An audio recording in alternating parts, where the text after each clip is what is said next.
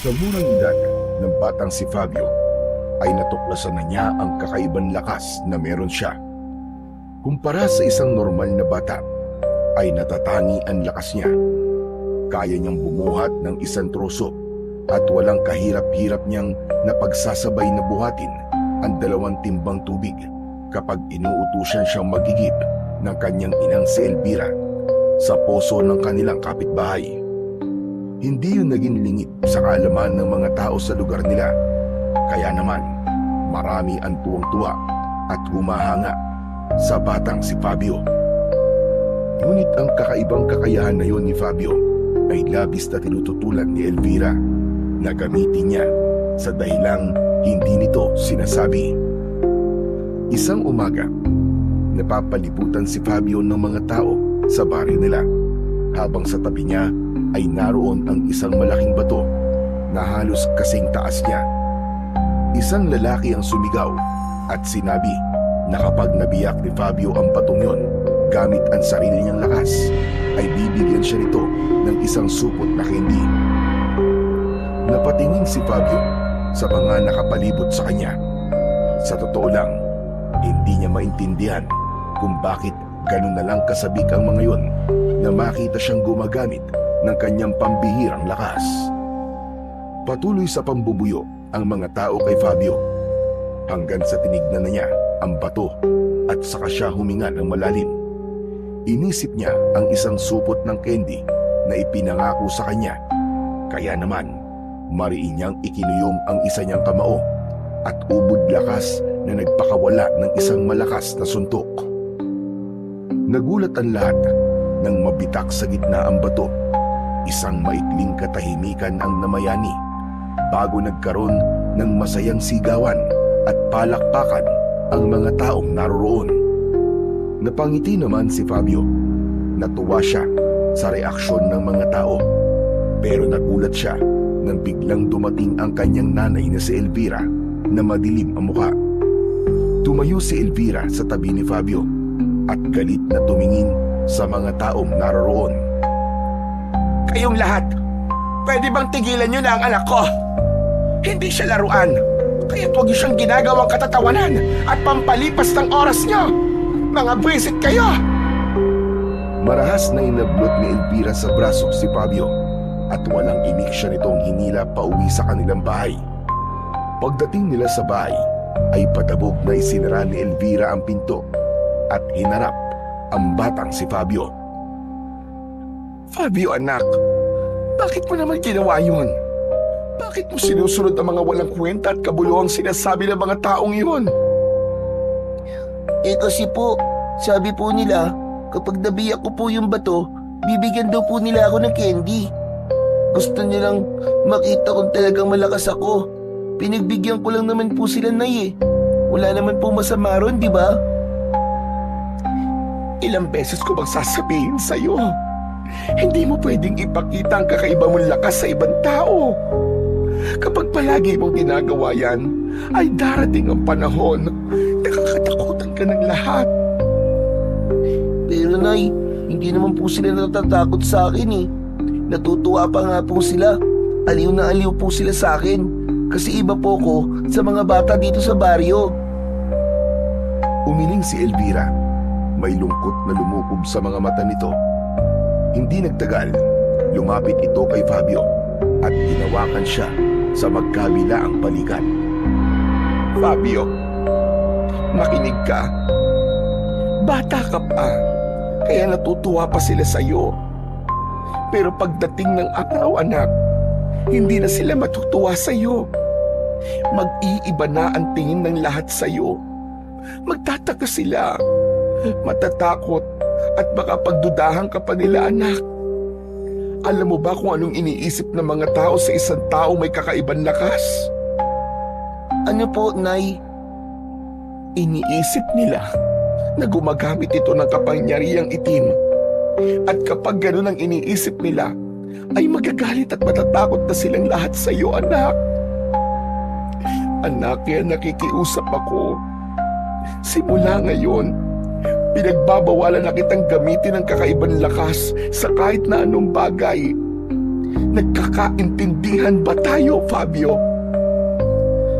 Pero Nay, Nagkakaintindihan ba tayo, Fabio? Mangako ka sa akin, anak, na hindi mo nagagamitin ang kakaiba mong lakas na yan. opo, nangangako po ko. Labag man sa kalooban, ay pumayag na lamang si Fabio sa gustong mangyari ng nanay niya. Nagtataka siya kung bakit gano'n na lang kalaki ang takot ng kanyang ina. Naisip niya na ano pang silbi ng lakas niya kung hindi rin naman niya magagamit yon. Lumaki si Fabio sa isang maliit na baryo na malapit sa paanan ng isang aktibong bulkan. Sa edad niyang yon ay sadyang naiiba siya sa ibang bata. Hindi siya nagkakasakit, hindi nakakaramdam ng pagod at higit sa lahat ay sadyang napakalakas niya. Nakatira sila ng kanyang nanay sa isang bahay na gawa sa kahoy at pawid.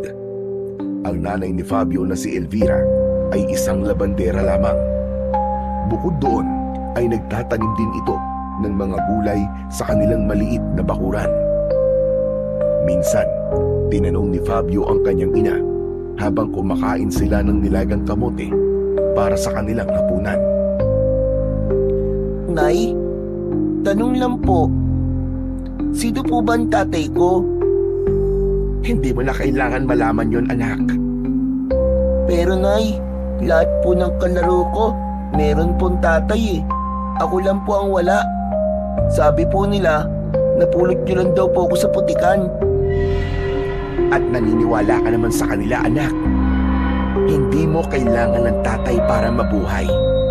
Kaya kitang buhayin ng ako lang, Fabio. Hala, sige. Umain ka na dyan at tama ng pagtatanong mo tungkol sa tatay mo.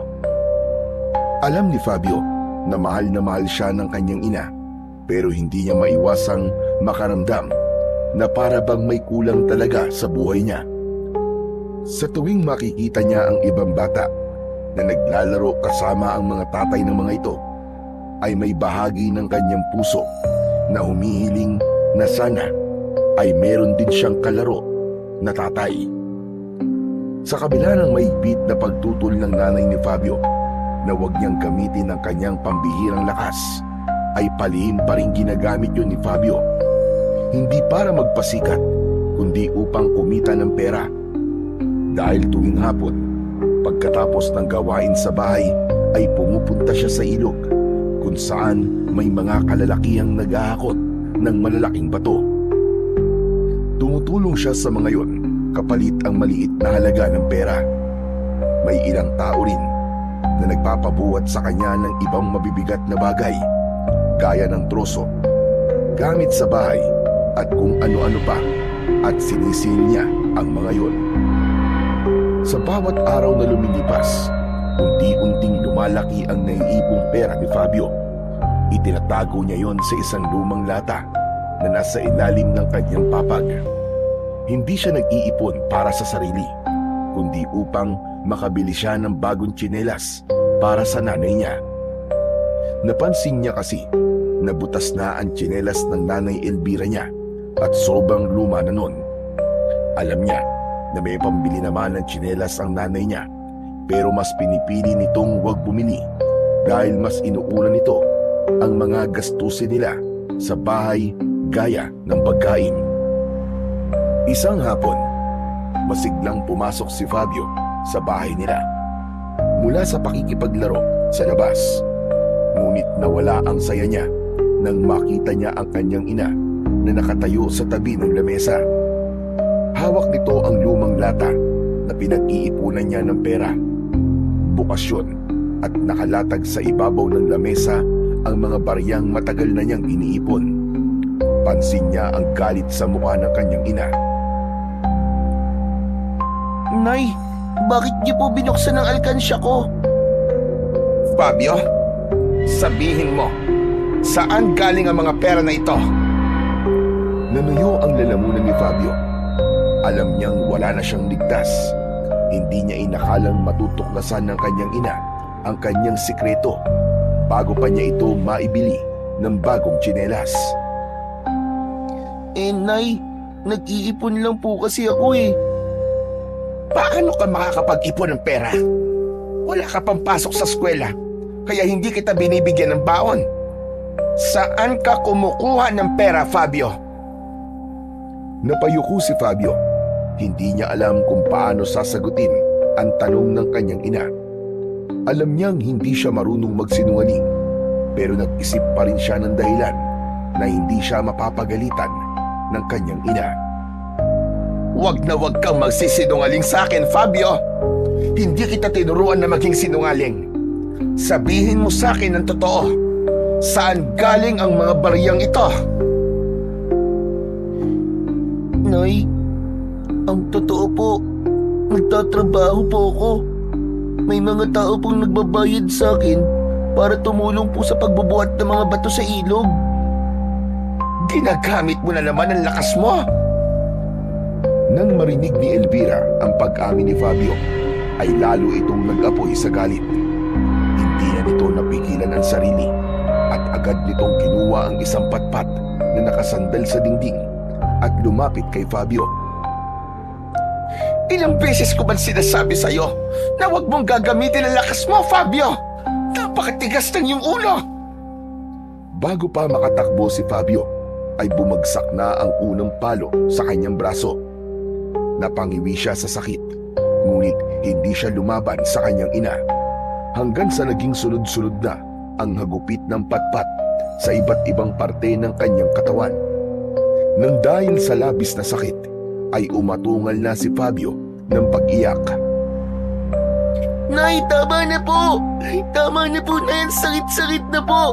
Hindi na po ako ulit, Nay! Tama na po! Ngunit hindi huminto si Elvira. Patuloy lang ito sa pagpalo kay Fabio.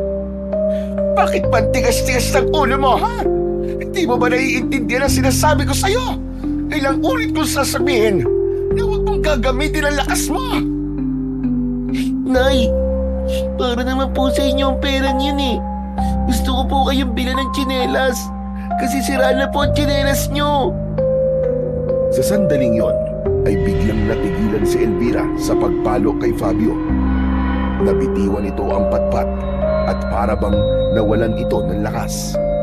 Nanghihina itong napaupo sa sahig hanggang sa tuluyang bumagsak na ang mga luha nito. Nay, alam ko po kasi na hindi niyo po bibilan ang sarili niyo ng tsinelas. Kahit sira na po, ginagamit niyo pa rin po. Kaya ako na lang po nag-iipon para mabili ko po kayo. Fabio, anak, hindi mo kailangan gawin ito eh. Ayokong gamitin mo ang kakaiba mong lakas dahil gusto kitang protektahan. Sana'y naiintindihan mo ko, anak. Patuloy pa rin sa pag-iyak si Fabio. Hindi pa rin niya lubos na nauunawaan kung bakit gano'n na lamang ang takot ng kanyang ina sa paggamit niya ng kakaiba niyang lakas. Simula nang mangyari yun, ay hindi na muling ginamit pa ni Fabio ang kanyang kakaibang lakas. Kahit pa may mga pagkakataong gusto niyang ipakita yon, ay mas pinili niyang pigilan ang sarili. Ayaw niyang masaktan ulit at ayaw niya nang magalit ulit ang nanay niya sa kanya. Lumipas ang mga taon, mula sa isang batang masigla at mahilig makipaglaro, ay naging isang responsableng binata na si Fabio. 12 taon ang lumipas at wala na siyang ibang inaatupag kundi ang pagtulong sa kanyang ina. Maagang bumangon si Fabio upang tumulong sa pagtatanim ng gulay sa kanilang maliit na lupain sa likod ng bahay. Siya ang nagbubungkal ng lupa, nagdidilig ng mga tanim at nag-aalaga sa mga hayop na nagbibigay sa kanila ng kabuhayan. Ang kanyang ina naman ang nag-aayos ng aning gulay. Inilalagay nito ang mga gulay sa bilao at inihahanda para ipagbenta. Sa umaga ay naglalakad si Fabio sa kanilang baryo na bitbit ang bilao ng sariwang gulay. Kilala na siya ng mga tao roon bilang isang masipag at mabait na binata na laging may ngiti sa labi habang nag-aalok ng mga paninda niyang gulay. Isang gabi, magkasalong kumakain ng hapunan sina Fabio at Elvira. Ginisang gulay at tuyo ang kanilang ulam. Karaniwang ganoon ang kanilang hapunan, pero para kay Fabio ay ayos na ang ganoon kesa sa wala silang makain na mag-ina. Habang kumakain ay panay ang sulyap ni Fabio sa kanyang ina dahil may nais siyang sabihin dito, ngunit kulang siya sa lakas ng loob. Hindi nagtagal ay nagsalita na siya dahil alam niya na dadalhin niya yon hanggang sa kanyang pagtulog. Nay, may gusto po sana akong sabihin sa inyo eh. Matagal ko na po kasing iniisip to. Nay, ano po kasi, gusto ko po sana mag-aral ng kolehiyo. Kahit 2 taong kurso lang po. Kahit po vocational. Basta may mapasukan po akong trabaho balang araw. Fabio anak, alam mo namang wala pa tayong pera para sa ganyan. Ang kinikita natin sa gulay ay sakto lamang sa pang-araw-araw natin. Paano natin pagkakasyahin yon kung mag-aaral ka pa sa kolehiyo? Napayuko na lang si Fabio. Alam niyang yun ang isasagot ng kanyang ina, pero hindi pa rin siya nawalan ng pag-asa. Nay, meron po palang perya sa bayan ngayon. Nakita ko po kanina sa may palengke, yung mga tarpaulin po nila. May mga nagpapalabas daw puro ng mga taong may kakaibang kakayahan. Mga malalakas, malalambot ang buto, o kaya yung mga parang hindi normal ang katawan. Naalala ko lang po, Nay. Ano po kaya kung subukan ko pong magtrabaho ron? Hindi po ba nung bata po ko ay meron po akong kakaibang lakas? Baka magamit ko po yun, Nay, para kumita po ng pera at makapag-ipon para po sa pag-aaral ko. Fabio, hinding-hindi mo kailangan gawin yan. Ano sa tingin mo mangyayari kung ipapakita mo ulit sa mga tao ang kakaiba mong lakas? Papalakpakan ka? Hahangaan ka? Hindi. Gagawin lang nilang katatawanan ang sarili mo. Tatawagin kang halimaw. Napakuyom ang mga kamao ni Fabio dahil sa sinabi ng kanyang ina. Pero Nay, maganda naman po ang intensyon ko sa paggamit ko ng kakaiba kong lakas eh. Hindi naman po ako magnanakaw o mga argabyado ng ibang tao. Gusto ko lang po talaga makapag-aral, Nay. At kung ang paraan lang po para magawa ko yun ay gamitin ang lakas ko, ay bakit hindi ko po pwedeng gawin yun? Matagal mo nang hindi ginagamit ang kakaiba mong lakas, Fabio. At gusto kong habang buhay mo lang gawin yan. Hindi mo kailangan ipakita yan sa kahit na sino. Napatingin si Fabio sa kanyang ina. Nakita niya ang takot sa mga mata nito. Isang takot na hanggang sa oras na yun ay hindi niya lubos maunawaan. Para bang may nakikita itong panganib na hindi niya nakikita. Nang gabing yun, hindi na muling nagsalita pa si Fabio tungkol sa kanyang pangarap na makapagpatuloy sa pag-aaral dahil alam niya na palagi na lang siyang kukontrahin ng kanyang ina.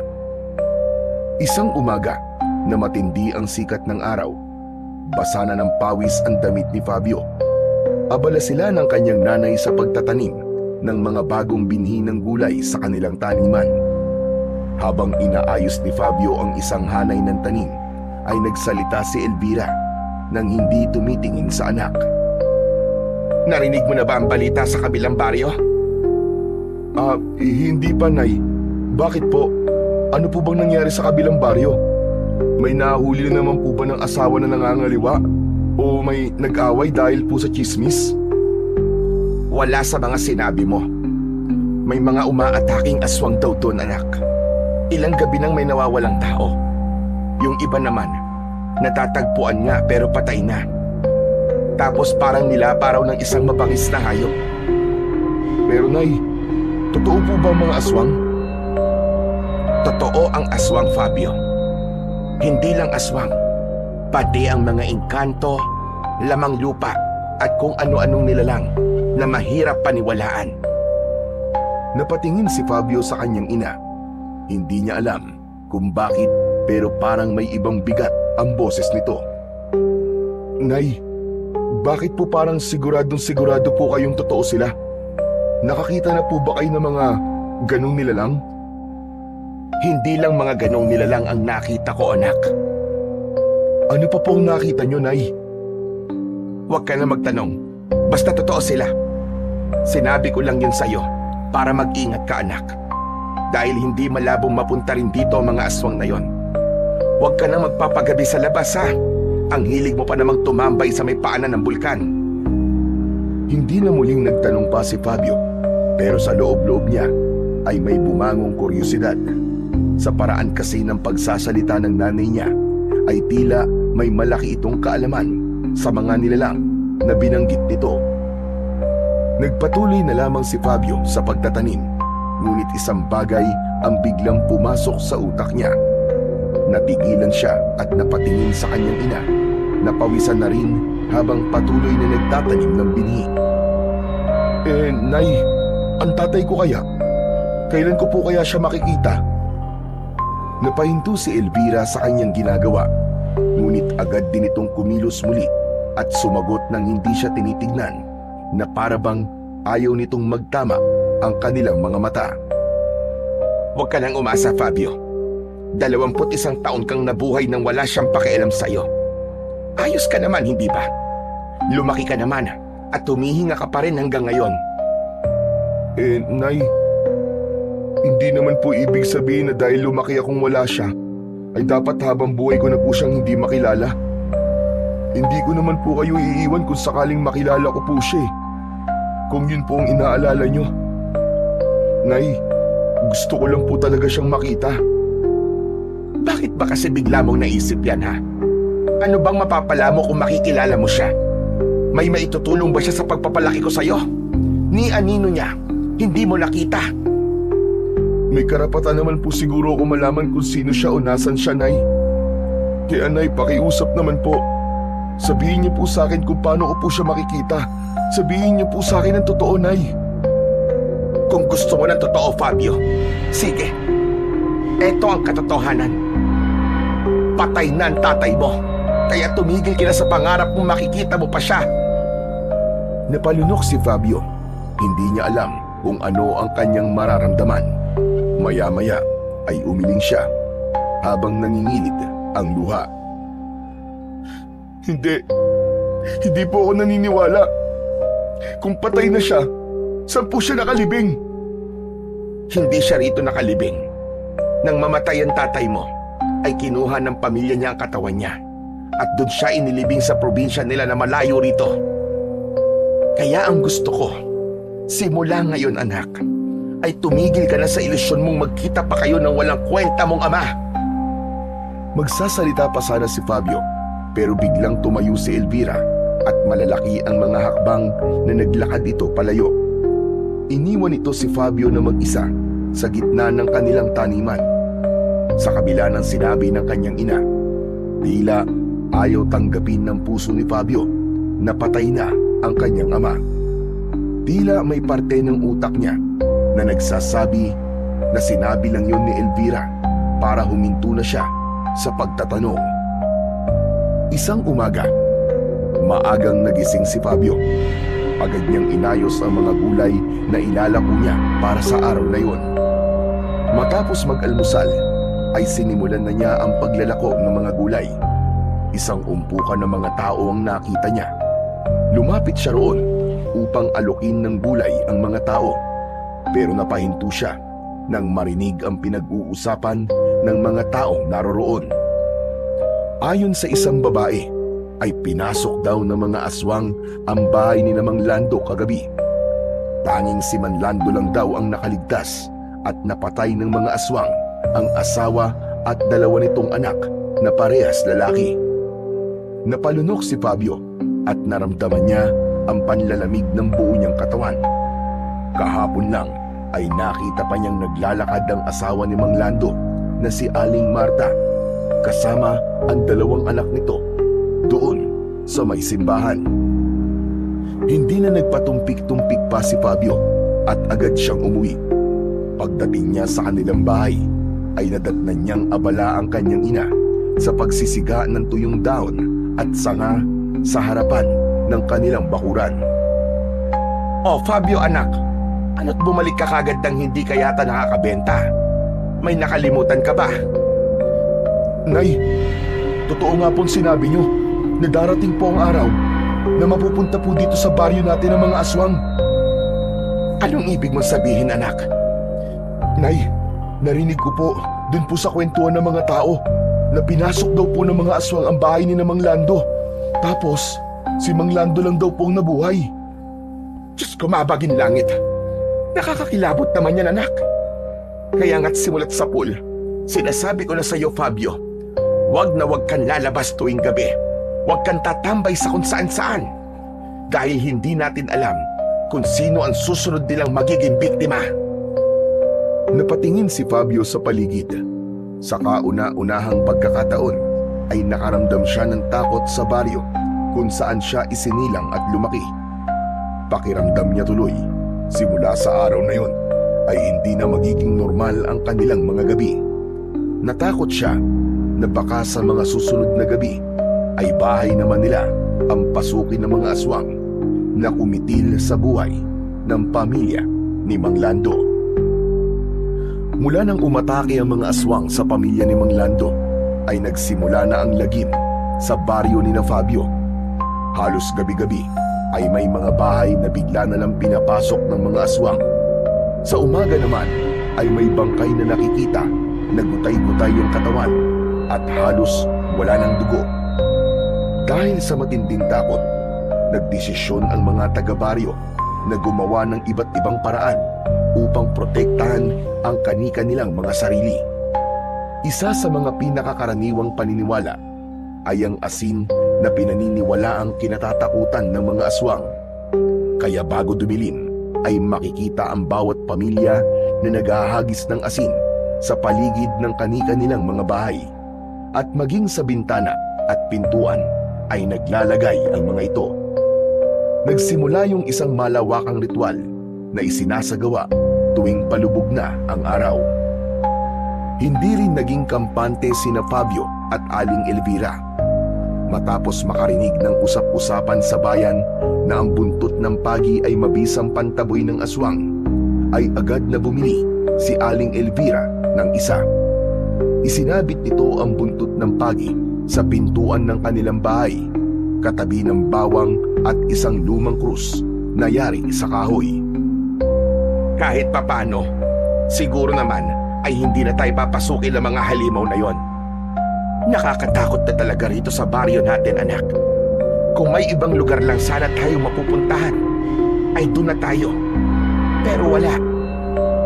Sana nga, Nay, gumana yan.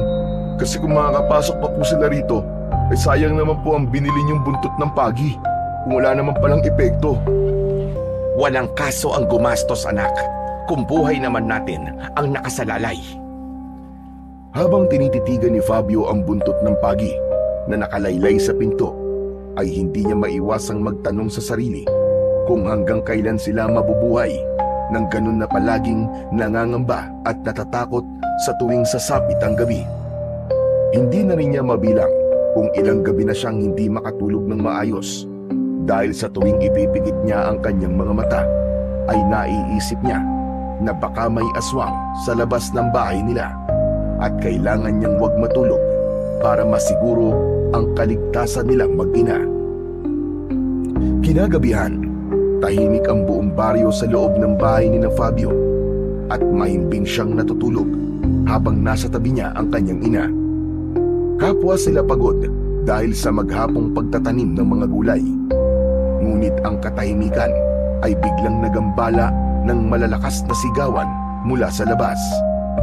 Nagising si Fabio sa malakas na sigaw mula sa kanilang kapitbahay. Bumangon siya at tumingin sa kanyang ina na nagising din. Mabilis silang lumapit sa bintana at sinilip ang pinagmumulan ng kaguluhan. Napasinghap si Fabio nang makita niya ang mga aswang na nasa bubong ng kanilang kapitbahay na si Mang Temyong. Meron ding mga aswang na nakaabang sa paligid ng bahay. Hindi na nag-isip si Fabio at lumayo na siya mula sa pagkakasilip sa bintana. Nagtungo siya sa kusina at kinuha ang bagong hasang itak. Malalaki ang mga hakbang na tinungo niya ang pinto. Ngunit bago pa man siya makalabas ng pinto, ay mahigpit siyang hinawakan ni Aling Elvira sa braso. Fabio anak, anong gagawin mo? Bakit may dala kang itak? Nay, tutulungan ko po sila. Hindi natin sila pwedeng hayaang mamatay sa kamay ng mga halimaw na yun. Mas sinigpitan pa ni Elvira ang hawak sa anak. Kita sa mukha nito ang matinding takot at pag-aalala. Nahihibang ka na ba anak? Alam mo bang pagpapakamatay ang gagawin mo? Ano ba magagawa mo laban sa mga aswang? Mag-isip ka nga. Pero Nay, wala ba tayong gagawin? Dito lang ba tayo sa loob ng bahay natin habang pinapatay nila mga kapitbahay natin? May nakikita ka bang ibang lumalabas para tumulong? Wala, hindi ba? Dahil takot din ang lahat anak. Alam nilang mamamatay lang sila kapag kinalaban nila mga aswang. At kung lalabas ka, sigurado ko na pati ikaw ay papatayin nila. Nanginig ang mga kamay ni Fabio habang mahigpit na hawak ang itak.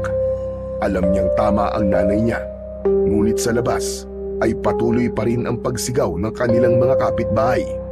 Pakiramdam niya ay nadudurog ng unti-unti ang puso niya habang naririnig niya ang paghingi ng tulong ni Mang Temyong at ng pamilya nito.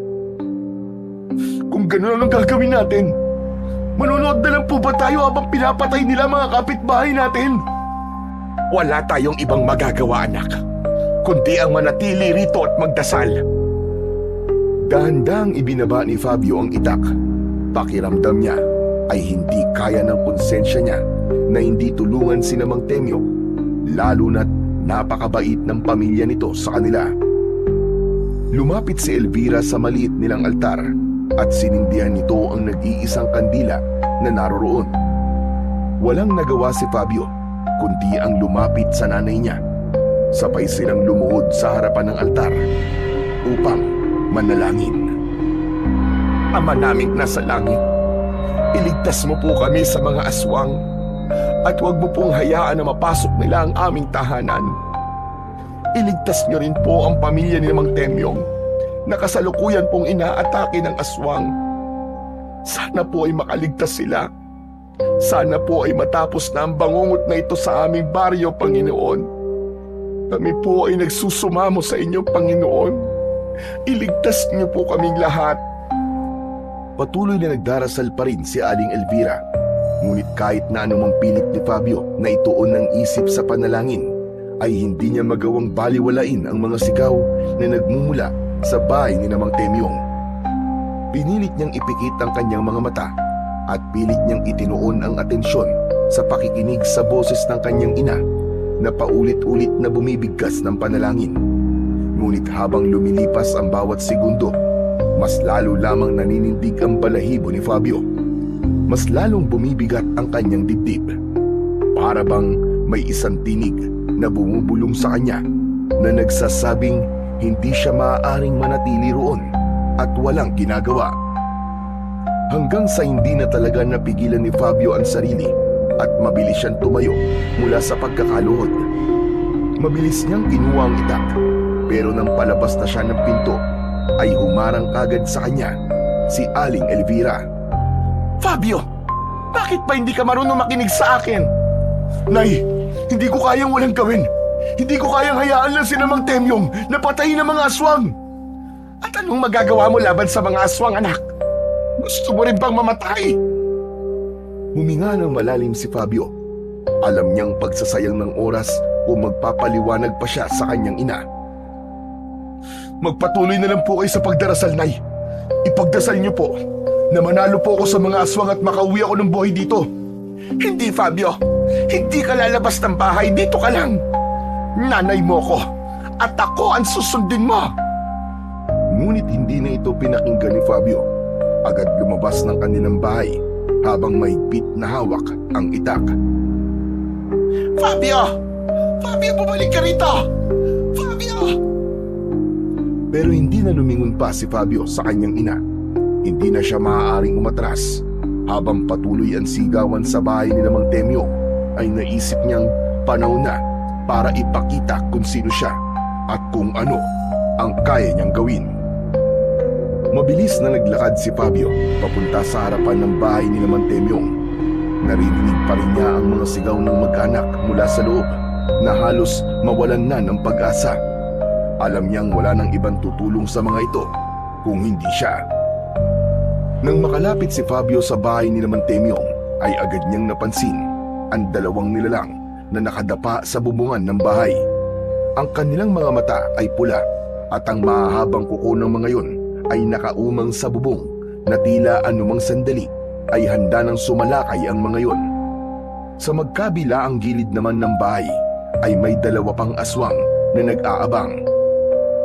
Hoy! Mga pangit na aswang! Ako ang harapin nyo! Bumaba kayo dyan! Napalingon ng apat na aswang kay Fabio.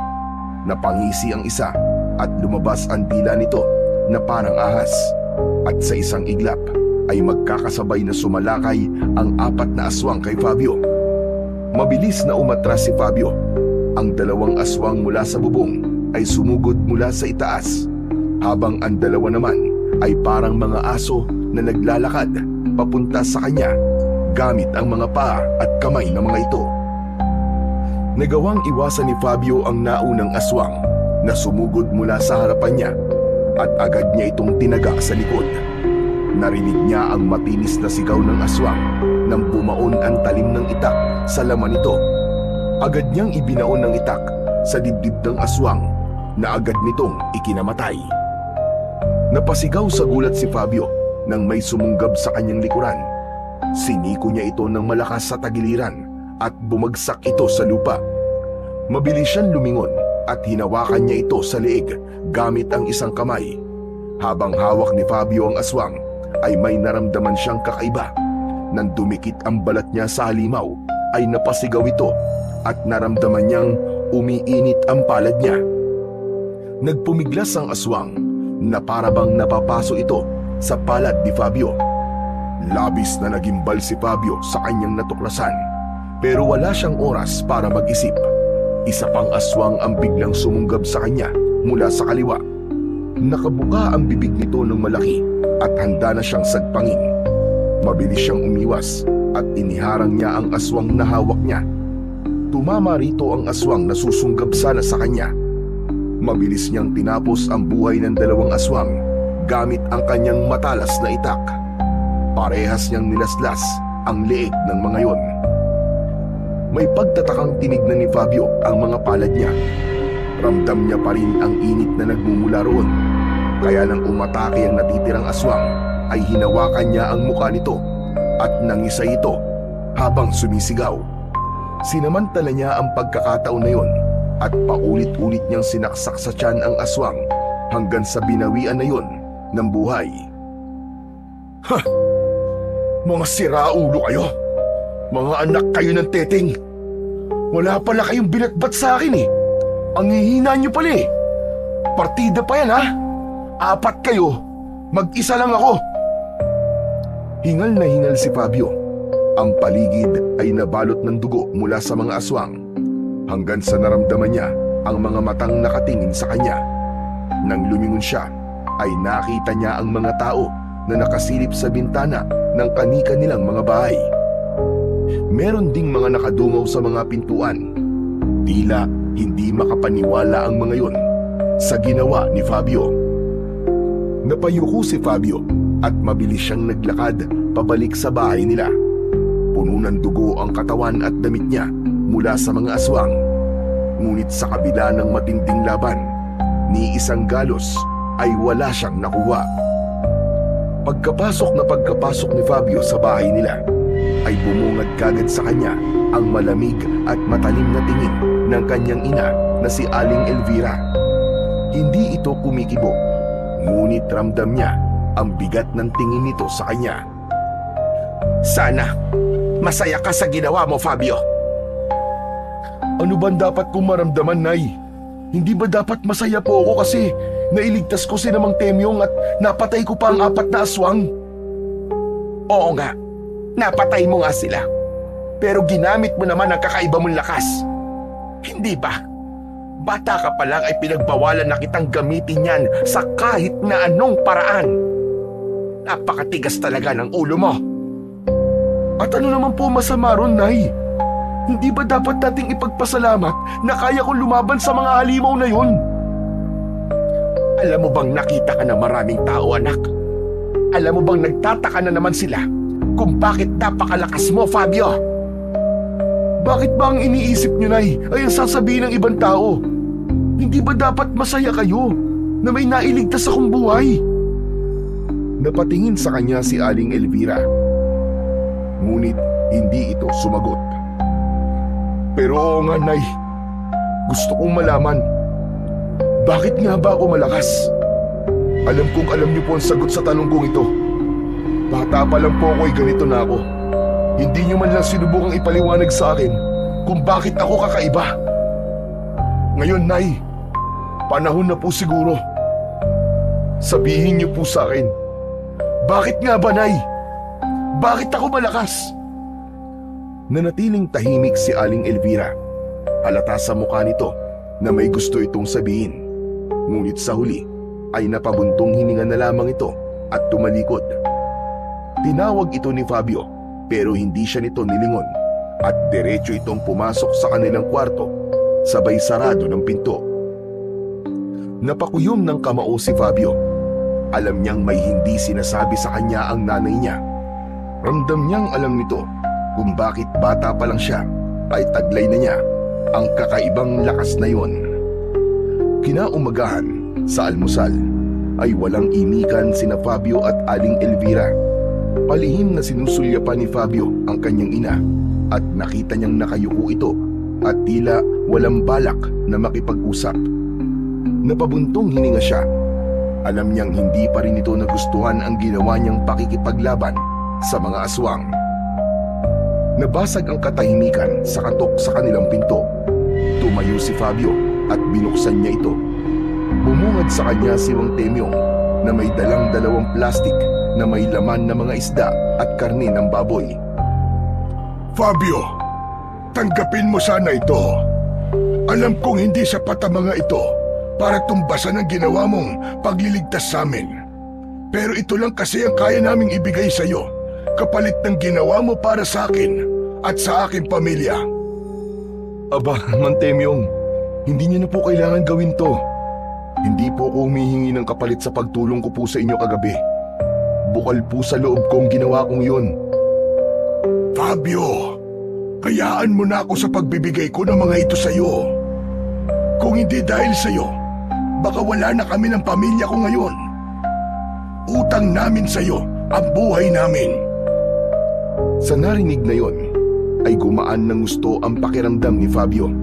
Noon lang siya nakatanggap ng ganong klaseng pagpapahalaga. Napagtanto niya na baka sumama pa ang loob ni Mang Temyong kapag hindi niya tinanggap ang dala nito, kaya't kinuha na niya ang mga yon sa matanda. Kung mapilit po kayo maraming salamat po, Mang Temyong. May pang-ulam na po kami nito ni Nanay mamayang tanghali at gabi. Muling nagpasalamat si Mang Temyong kay Fabio bago ito umalis. Sinundan niya ng tingin ang papalayong matanda. Kusang sumilay ang matamis na ngiti sa kanyang labi. Hindi nagtagal ay bumalik na si Fabio sa pagkainan para ituloy ang pag-aalmusal. Napansin niya na tahimik pa rin ang kanyang ina. Hindi man lang ito tumitingin sa kanya, pero ipinagdasal niya na sana ay magbago na ang damdamin ng nanay niya sa paggamit niya ng kakaiba niyang kakayahan matapos nitong marinig ang mga sinabi ni Mang Temyong sa kanya kanina.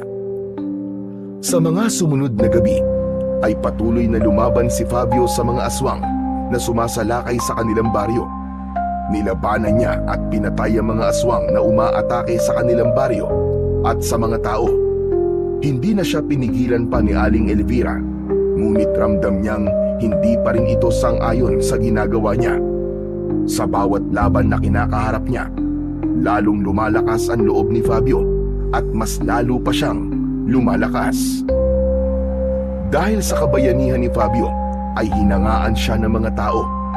Halos araw-araw ay may nag-aabot sa kanila ng pagkain, pera at iba't ibang bagay bilang pasasalamat. Palagi rin niyang naririnig ang mga papuri tungkol sa kanyang katapangan. Kalaunan, kinilala ng kanilang kapitan ang kanyang ginagawa at pinarangalan pa siya sa harap ng buong baryo.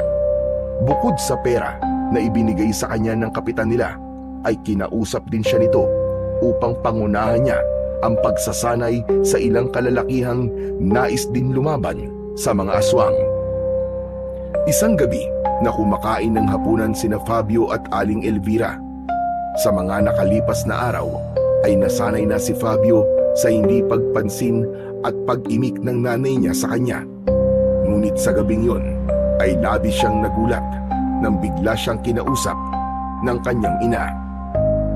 Fabio anak, ang totoo, natutuwa ako sa mga papuring natatanggap mo mula sa ating mga kababaryo. Ang daming nagsasabi sa akin na ang swerte ko kasi ikaw ang anak ko. Bilang nanay mo, gusto kong malaman mo anak na sobra kitang ipinagmamalaki.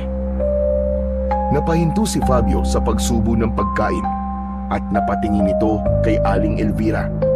Nagulat siya dahil hindi niya inasahan ang mga salitang yon mula rito. Isang mainit na pakiramdam ang bumalot sa kanya at unti-unting gumuhit ang isang ngiti sa kanyang labi. Nay, salamat po. Hindi niyo po alam, Nay, kung gaano po ako kasaya na malaman po na proud po pala kayo sa akin. Ang akala ko po kasi ay wala lang po sa inyo ang mga ginagawa ko para sa baryo natin. Hindi na ako tututol sa pakikipaglaban mo sa mga aswang anak. Nakita ko kasi na kailangan ng baryo natin ang kagaya mo. At ngayon, nauunawaan ko na rin kung bakit ka may pambihirang lakas. Yun ay dahil magagamit mo pala yun sa tamang paraan para ipagtanggol ang mga tao laban sa mga aswang. Yan din po ang naisip ko, Nay. Kung may kakaiba po akong kakayahan, dapat ay gamitin ko po ito para sa ikabubuti ng iba.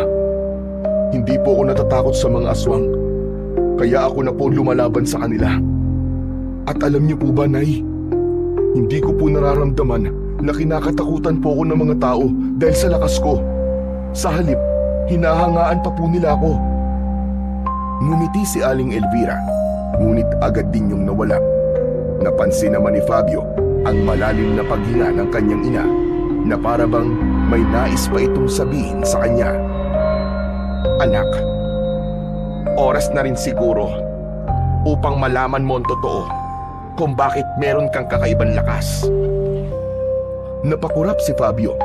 Hindi siya nagsalita at bigla siyang kinabahan. Ramdam niyang may mabigat na revelasyong sasabihin ang kanyang ina. Anak, makinig kang mabuti sa aking sasabihin. Hindi ka isang ordinaryong tao, Fabio. Ikaw ay anak ng isang bathala na si Adlaw. Siya ay isang bathala na nakatira sa bulkan dito sa ating lugar. Ano, Nay? Anak po ko ng isang bathala. Nay, ano po bang sinasabi niyo? Noon, anak, ay may nakilala akong isang binata. Pinaibig niya ako at minahal ko rin siya ng buong puso ko, anak. Ngunit nang mabuntis niya ako, ay sa kanya sinabi sa akin kung sino talaga siya. Ipinakita niya sa akin ang totoo niyang anyo. Sinabi niyang nais lamang niyang magkaroon ng anak sa isang tao. At ikaw nga ang naging bunga nun, Fabio. Teka, Nay, naguguluhan ako eh. Parang ang hirap naman pong paniwalaan ang mga sinasabi niyo sa akin ngayon. Alam kong mahirap paniwalaan, anak. Pero ito ang katotohanan. Kaya ka malakas ay dahil may dugo ka ng isang bathala. Siguro ay alam na ni Adlaw na darating ang panahong sasalakayin ng mga aswang ang baryo natin. Kaya siguro naisip niya na magkaroon ng anak sa isang tao upang maging tagapagtanggol ng mga tao rito. Tuluyan nang hindi nakapagsalita si Fabio sa revelasyon ng kanyang ina. Kahit mahirap paniwalaan ng mga sinabi ng kanyang ina, ay ramdam niya na nagsasabi ito ng totoo. May sayang sumibol sa puso niya dahil sa wakas ay nagkaroon na ng kasagutan ang matagal niya ng tanong kung sino ang tatay niya at bakit siya may pambihirang lakas.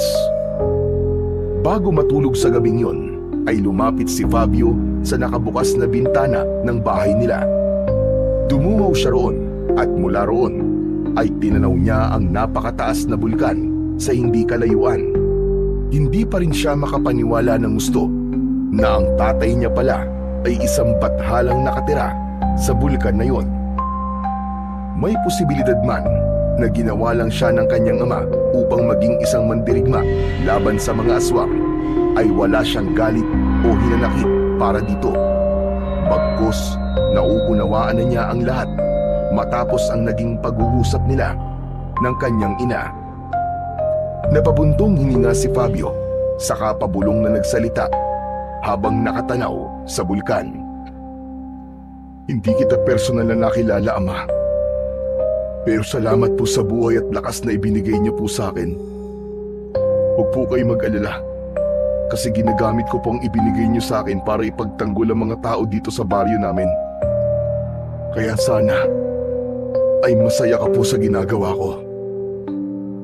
Isang mainit na hangin ang naramdaman ni Fabio sa kanyang muka na para bang sinagot ni Adlaw ang kanyang sinabi.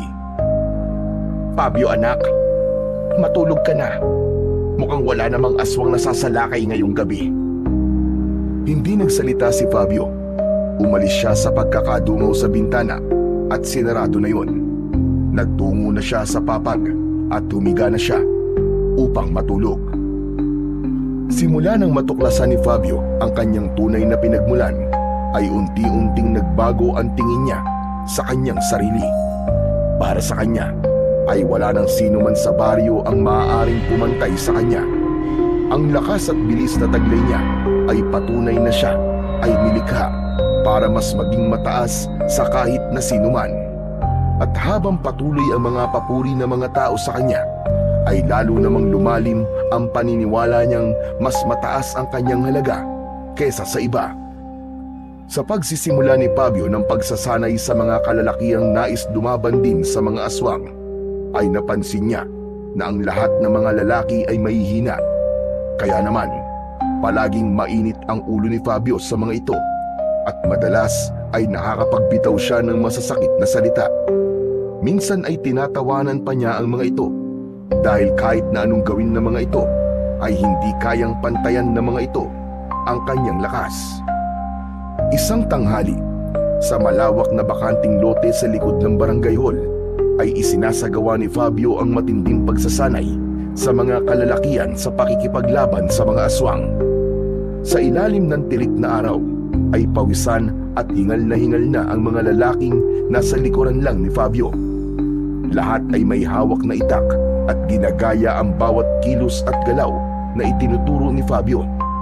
Habang lumilipas ang oras, ay mas lalong tumitindi ang pagod ng karamihan.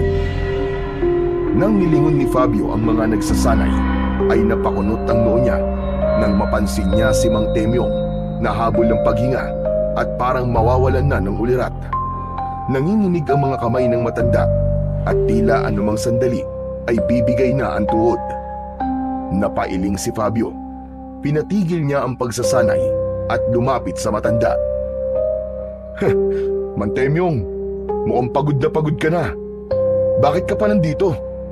Hindi niyo na po yata kaya ang ganitong klaseng pagsasanay. Ang mabuti pa po ay umuwi na lang po kayo sa bahay niyo at magtanim na lang ng kamote. Pasensya ka na, Fabio. Iba na talaga kapag tumatanda na. Pero gusto ko lang matutong lumaban.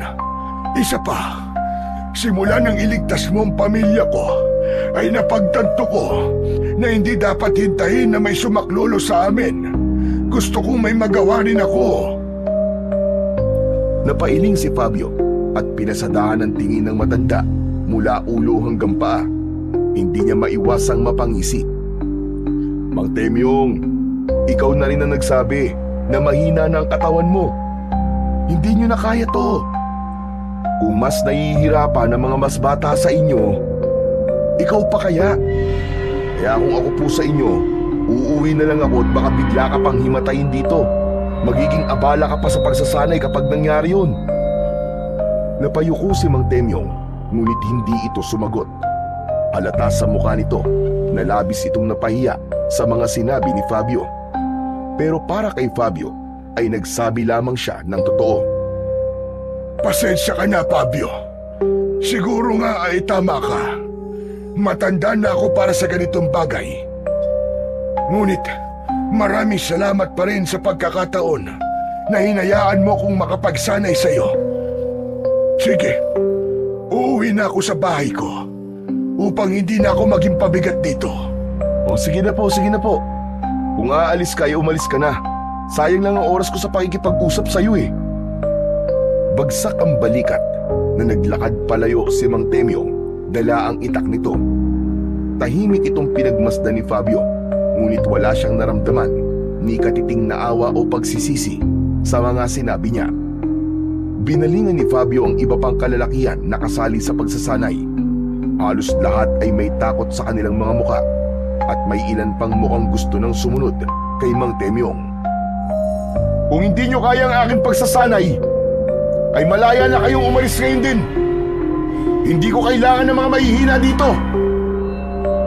Walang sumagot, ngunit halata sa kilos ng ilan na gusto na ring umalis ang mga ito, pero marahil ay nahihiya lamang. Walang sino man ang nangahas na magsalita, kaya ipinagpatuloy na ni Fabio ang pagsasanay. Matapos ang pagsasanay para sa araw na yon, ay nakasimangot na umuwi si Fabio sa bahay nila. Umupo agad siya sa mahabang upuan sa sala nila. Hinubad niya ang sando niyang basa sa pawis at basta na lang yung itinapon sa sahig. Nay, pakuha nga ako ng tubig. Mula sa kusina ay lumabas si Aling Elvira na may dalang isang baso ng tubig. Inabot nito yon kay Fabio. Nang inumin ni Fabio ang tubig ay napasimangot siya. Wala po bang malamig? Wala anak. Alam mo naman bihira lang na makabili ng yelo dito sa atin eh. Kung meron man ay sa bayan pa. Ay nako, di bali na nga lang. Nakapagluto na ba kayo ng pagkain? Gutom na ako eh. Nagluluto pa lang ako eh. Medyo matagal kasi palambutin yung karne ng baboy na nabili ko. Hindi po ba sabi ko sa inyo ay dapat nakapagluto na kayo sa tuwing uuwi ako galing sa pagsasanay? Alam niyo naman na maghapon ako nagsasanay kasama ang mga lalaking yun eh. Siyempre gutom na gutom ako pag uwi ko rito, Nay. Anak, bakit ba ang init ng ulo mo? Pati ako ay nasisigawan mo na. Natigilan si Fabio. Hindi niya napansin na napataas na pala ang kanyang boses. Pasensya na, Nay. Nainis lang talaga ako eh. Ang hihina kasi ng mga lalaking yun. Hindi nila nakukuha ang mga tinuturo ko sa kanila. Paulit-ulit ko nang ipinapakita pero ang bagal nilang matuto. Fabio anak, hindi mo dapat inaasahang kasing lakas mo sila. Hindi mo dapat inaasahang matututunan nila kagad ang lahat. Hindi sila katulad mo anak. Ikaw ay may dugong bathala. Sila ay mga simpleng tao lamang na ang hangad lang ay ipagtanggol ang kanilang mga pamilya at ang baryo natin. Hindi mo dapat ikinukumpara ang kakayahan mo sa kakayahan nila. Tama ka dyan, Nay. Kahit anong gawin nila, ay hindi nila mapapantayan ang lakas ko. Sa huli, ako lang ang tunay na makakalaban sa mga aswang na umaatake dito sa baryo natin. Ako lang ang may kakayahang ipagtanggol ang baryong ito sa mga aswang na yun. Nag-aalalang tinignan ni Elvira si Fabio, pero hindi na ito nagsalita pa.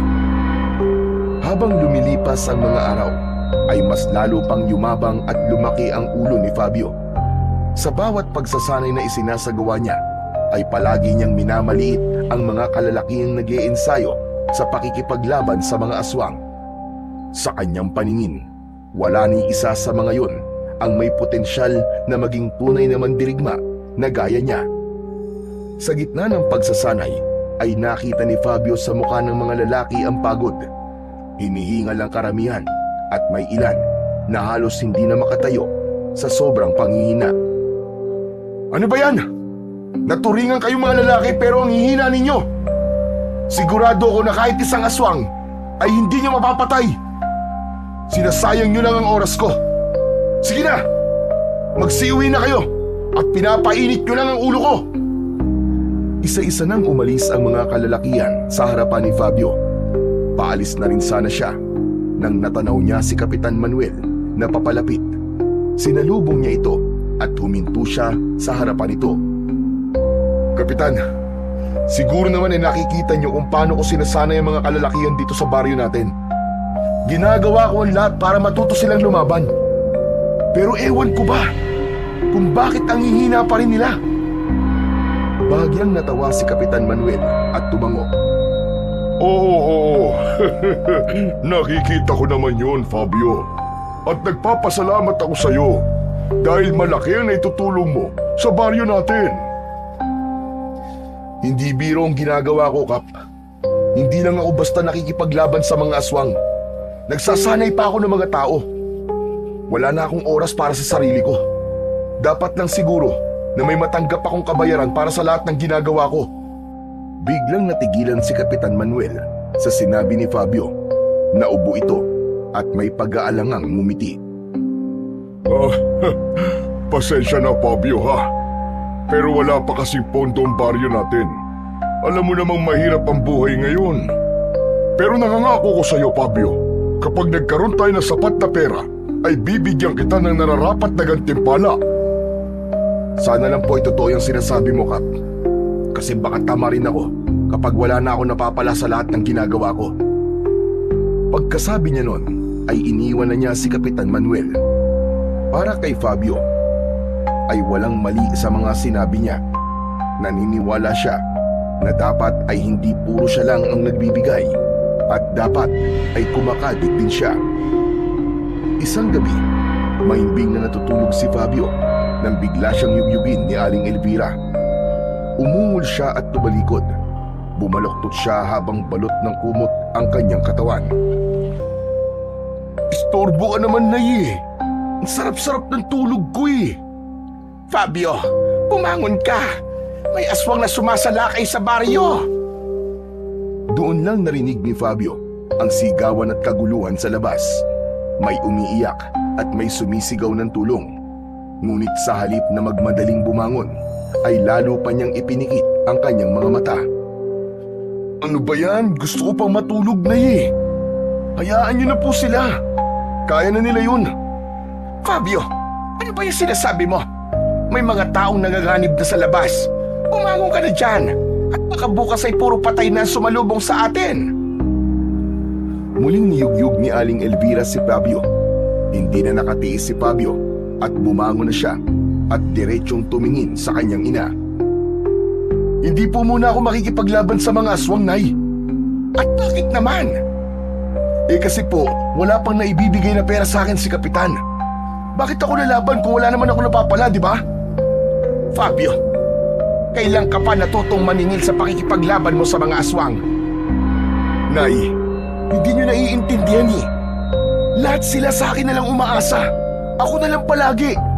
Ako ang humaharap sa panganib. Ako ang nagpapakamatay upang makipaglaban sa mga aswang. Ako ang nagsasanay sa mga kalalakihan. Pero wala man lang silang naibibigay na kapalit sa lahat ng ginagawa ko. Nung una meron, oo. Pero ngayon ay wala na. Hindi naman yata patas yun. Napailing si Elvira sa sinabi ng kanyang anak. Hindi ito makapaniwala sa sinabi ni Fabio. Hindi na kita kilala, Fabio.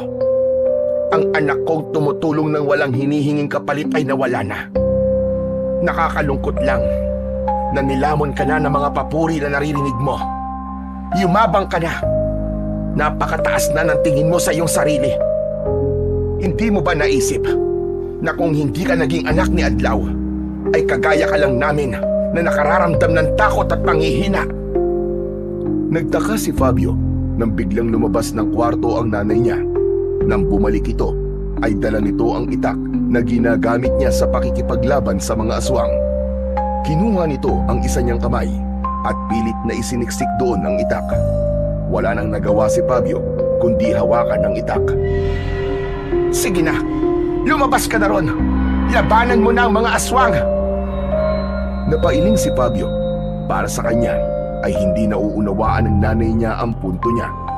Pero kahit labag sa loob niya ay tumayo na siya at lumabas ng kanilang bahay. Nang makalabas na si Fabio sa bahay nila ay napipilitan niyang hinanap ang aswang na sumasalakay sa baryo nila ng gabing yun. Sumalubong sa kanya ang mga nagkakagulong mga tao at naghahanap ng lugar na mapagtataguan. Hindi nagtagal ay nakita na ni Fabio ang aswang. Sandali siyang natigilan dahil hindi yun gaya ng mga aswang na nauna niyang nakaharap dahil kakaiba ang itsura ng aswang na yun. Matangkad yun at halos doble ang taas sa isang pangkaraniwang tao. Ang payat nitong katawan ay parang butot balat lang, ngunit mahaba ang braso at binti nito. Mas lalo pang nanlaki ang mga mata ni Fabio nang masilayan ang muka ng aswang. Meron yung malalalim na mata na nagliliwanag sa dilim. Ang bibig nito ay napakalaki at ang mga ngipin nito ay sadyang matutulis. Lumapit sa kanya si Mang Temyong na may hawak din na itak. Fabio, hindi pangkaraniwan ang aswang na yan. Isa yang tupong-tupong. Ha? Anong tupong-tupong, Mang Temyong? Ang tupong-tupong ay may kakayahang pahabain ang katawan nito. Ang mga braso't binti niyan ay kayang umabot ng ilang metro. Pero ang pinaka nakakatakot sa kanya ay ang bunganga niya na kayang lumulon ng isang buong tao. Sa halip na matakot ay ngumisi lamang si Fabio sa sinabi ng matanda. Ha! Wala akong pakialam. Kahit na anong klaseng aswang pa yan, ay kayang-kaya ko yung labanan at patayin. Hinawakan ni Fabio ang itak ng maigpit at humakbang palapit sa tupong-tupong na aswang. Ngunit bago pa man siya makalapit dito, ay biglang sumikip ang kanyang dibdib. Parang may mabigat na nakadagan sa kanya at pinapahirapan siyang huminga. Nanlabo ang paningin niya at naramdaman niyang parang bumigat ang buong katawan niya. Ngunit hindi yun pinansin ni Fabio at sa kabila ng biglang panghihina ay matapang pa rin na lumapit si Fabio sa kakaibang aswang. Hawak ang itak ay sinugod ni Fabio ang tupong-tupong. Tatagain niya sana ang leeg nito pero biglang humaba ang leeg ng aswang at parang goma yung kumabig pakaliwa kaya sa hangin tumama ang talim ng itak ni Fabio. Muli siyang umatake at pinuntirya niya ang binti nito. Ngunit humaba lang din yun at pumaling sa kaliwa kaya hindi niya ito muling tinamaan. Anak nang, binagli ka ba sa gomang aswang ka, ha? Parang naglalaro lang ang tupong-tupong. Patuloy nitong iniiwasan ng bawat atake ni Fabio. Hindi nagtagal ay mas lalong naramdaman ni Fabio ang panghihina ng kanyang katawan. Pakiramdam niya ay bumigat ang kanyang mga paa. Dati-rati ay nagagawa niyang kumilos ng mas mabilis. Ngunit ng sandaling yun ay tila ordinaryong tao na lamang siya. Napansin niyang mabilis siyang hinihingal at ang pag-atake niya ay hindi na kasing lakas tulad ng dati. Maya-maya ay ilang kalalakihan ang sumugod sa tupong-tupong upang tumulong kay Fabio. Isa sa mga lalaki ang hinawakan ng tupong-tupong sa muka at nakita ni Fabio ang isang nakapangingilabot na tagpo. Biglang namutla ang lalaking hinawakan ng aswang. Mabilis na natuyo ang katawan nito. Hindi nagtagal ay bumagsak ang walang buhay na katawan ng lalaki sa lupa. Ang itsura nun ay parang isang matandang butot balat. Kinilabutan si Fabio nang mapagtanto niya na may kakayahang maghigop ng lakas ang tupong-tupong. Napaatras si Fabio. Nakita niyang may dalawa pang lalaki na hinawakan ng tupong-tupong sa muka. At gaya na nangyari sa unang lalaki, ay tuyot na tuyot din na bumagsak ang katawan ng dalawa sa lupa. Sa unang pagkakataon, ay nakaramdam ng tunay na takot si Fabio. Napagtanto niya na hindi yon katulad ng ibang laban na kanyang hinarap noon. Huminga siya ng malalim at pilit na pinigilan ang pangangatog ng kanyang mga kamay. Kinumbinsi niya ang kanyang sarili na lumaban, pero natalo na siya ng kanyang takot, kaya walang pagdadalawang isip na tumakbo siya palayo sa tupong-tupong.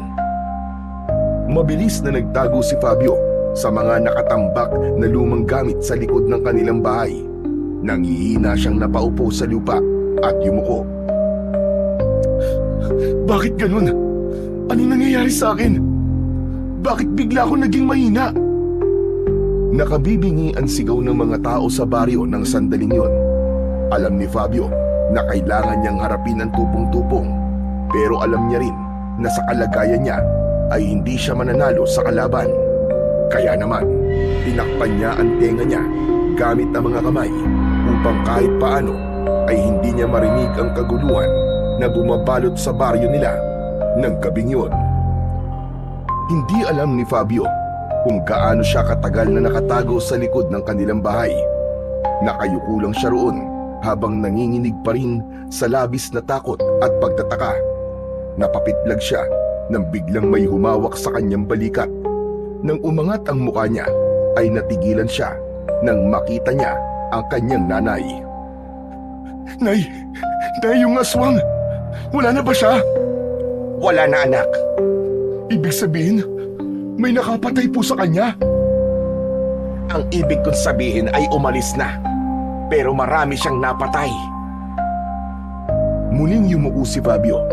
Paulit-ulit na naglaro sa loob ng utak niya ang mga sigaw ng mga tao kanina. Tumayo ka na dyan. Pumasok na tayo sa bahay natin. Marahan siyang inilalayan ng kanyang ina sa pagtayo at pumasok na sila sa kanilang bahay. Agad siyang binigyan ni Aling Elvira ng isang baso ng tubig na agad naman niyang ininom. Matanong lang kita, anak. Kaya ka ba tumakbo sa laban kanina? Ay dahil wala pang binibigay na pera si Kapitan Manuel? Hindi po, Nay.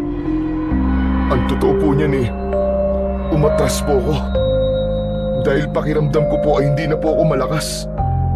Tapos, grabe din po yung takot na nararamdaman ko nang makita ko pong nangihigop po ng lakas yung aswang. Nay, paano po kung nawala na pala ang lakas ko? Hindi maaaring mangyari yan, Fabio. Anak ka ng isang bathala. Hindi basta-basta mawawala ang lakas mo. Pero paano niyo po may papaliwanag yung nangyayari po sa akin ngayon? Baka kailangan mo lang na magpahinga, anak. Tandaan mo, may dugo ka pa ring tao. Normal lang na mapagod ka at normal lang din na makaramdam ka ng takot. Sige na, anak. Magpahinga ka na. Bukas paggising mo, sigurado ko na malakas ka na ulit. Hindi nakaimik si Fabio sa sinabi ng kanyang nanay. May gusto siyang sabihin pero hindi niya alam kung paano ipapaliwanag sa nanay niya ang bumabagabag sa kanya. Makalipas ang ilang sandali ay nagtungo na siya sa kwarto nila at humiga na siya sa papag.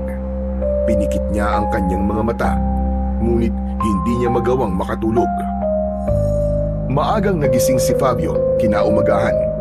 Umasa siya na sa sandaling yun ay bumalik na ang kakaiba niyang lakas. Lumabas siya ng bahay at nagtungo sa likod ng bahay nila. Huminto siya sa tapat ng isang matandang puno. Huminga siya ng malalim. Mariin niyang ikinuyom ang kanyang kamao at buong lakas niyang sinuntok ang katawan ng puno. Aray! Aray ko! Aray! Ang sakit! Napangiwi si Fabio nang makaramdam siya ng labis na sakit sa kanyang kamao. Nasugatan pa siya roon na dati namang hindi nangyayari. Ngunit hindi pa rin siya sumuko. Luminga siya upang maghanap ng isang mabigat na bagay na maaari niyang buhatin. Doon niya nakita ang isang may kalakihang bato. Isa yun sa bagay na dati niyang binubuhat nang walang kahirap-hirap. Lumapit si Fabio sa malaking bato at sinubukan niya yung iangat sa lupa. Pero kahit kaunti ay hindi niya nagawang iangat ang bato ni hindi nga yun gumalaw. Pero pinilit pa rin niya yung buhatin. Pero pinagpawisan na lang siya ay hindi pa rin siya nagtagumpay. Hanggang sa narinig niya ang boses ng kanyang ina sa likuran niya.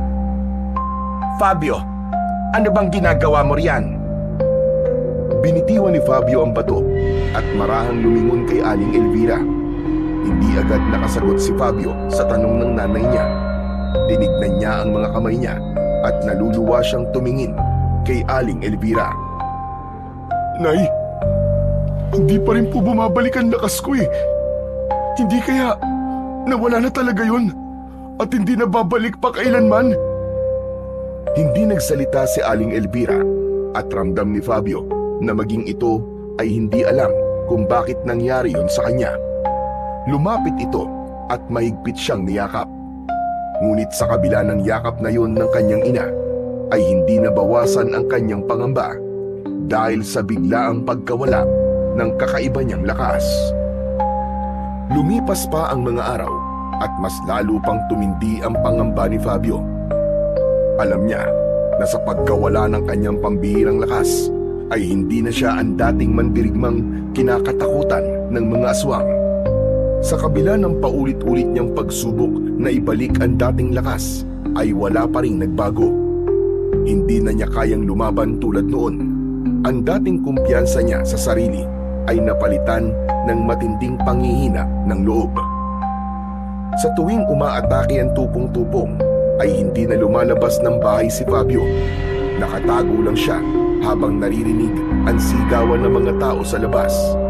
At dahil wala nang nagtatanggol sa baryo, ay napilitan ang mga tao na maghanap ng ibang paraan upang makaligtas mula sa aswang na tupong-tupong. Sa tuwing sasapit ang gabi, ay sama-sama silang nagtutungo sa isang malaking kuweba sa paanan ng bundok. Doon sila nagtatago hanggang sa sumikat ang araw. Hindi man naririnig ni Fabio ng direkta, ay ramdam niya ang pangungutya ng ilan sa kanya. Dahil isa na lang siyang ordinaryong tao, ay nawala na ang paghanga ng mga tao sa kanya. Isang gabi, gaya ng nakasanayan ng mga tao sa baryo ni na Fabio, ay nagtungo na ang mga ito sa malaking kuweba na malapit sa paanan ng bundok. Bago pa man umatake ang tupong-tupong sa baryo nila. Habang ang lahat ng tao sa kuweba ay natutulog, ay gising na gising pa rin si Fabio. Iniisip pa rin niya ang dahilan ng biglaang pagkawala ng kakaiba niyang lakas. Hanggang sa naisipan niyang lumabas ng kuweba. Tumayo siya mula sa pagkakaupo at sa paglabas niya ng kuweba, ang bulkan ang una niyang nakita. Habang nakatingin si Fabio sa bulkan, ay isang ideya ang pumasok sa isip niya. Kung may makakasagot kung bakit nawala ang lakas ko, yun ay walang iba kundi ang nagbigay nito sa akin. Hindi na nagdalawang isip pa si Fabio at mabilis siyang naglakad palayo sa kuweba. Pumasok siya sa masukal na kagubatan. Hindi nagtagal ay narating na niya ang paanan ng bulkan. Tumingala siya sa napakataas na bulkan at malakas siyang sumigaw. Adlaw! Kung naririnig mo ako, magpakita ka sa akin! Ako si Fabio! Ako ang anak mo sa isang mortal! Walang nakuwang sagot si Fabio. Ang tanging narinig lang niya ay ang huni ng mga kuliglig at panggabing ibon sa paligid. Ama! Parang awa mo na! Kailangan kitang makausap! Ngunit nanatiling tahimik ang buong paligid. Napapikit siya ng mariin at napapailing. Natawa siya ng bahagya nang ibukas niyang muli ang kanyang mga mata. Pambihira.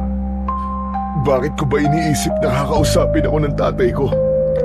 Isa siyang bathala. Malamang hindi yun makikipag-usap sa kagaya ko na may dugo ng isang tao. Nagsasayang lang ako ng oras dito. Tatalikod na sana si Fabio para umalis nang biglang may lumitaw na isang napakalaking bolang apoy sa harap niya. Gulat siyang napaatras habang ang mga mata niya ay nanlalaki. Ang bolang apoy ay unti-unting nagbago ng hugis hanggang sa mula roon ay lumabas ang isang matangkad na lalaki na may matipunong pangangatawan at kayumangging balat. Nakasuot yun ng gininto ang kasuotan. Meron yung korona na ginto na ang disenyo ay parang sinag ng araw. Ang mga mata nito ay nagliliyab na para bang mga bolang apoy. Ang presensya nito ay nagbigay ng init sa buong paligid. Teka, ikaw ba ang aking ama na si Adlaw? Ako nga ang iyong ama. Ano ang iyong pakay? At nais mo kong makausap? Hindi agad nakapagsalita si Fabio. Nanatili siyang nakatitig sa nilalang sa kanyang harapan. Hindi siya makapaniwala. Nakaharap na niya ngayon ang kanyang ama na isang bathala. Napangisi si Adlaw habang nakatitig sa kanya. Tititigan mo na lang ba ako?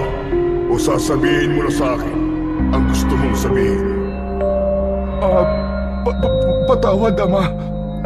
Hindi lang po ako makapaniwala na nakita na rin po kita sa wakas. Tumango si Adlaw at hinintay na muling magsalita si Fabio. Ama, kailangan ko po ang kapangyarihan ko. Bakit bigla na lang po itong nawala? Paano ko pa po may pagtatanggol ang mga tao sa baryo namin kung mahina ako?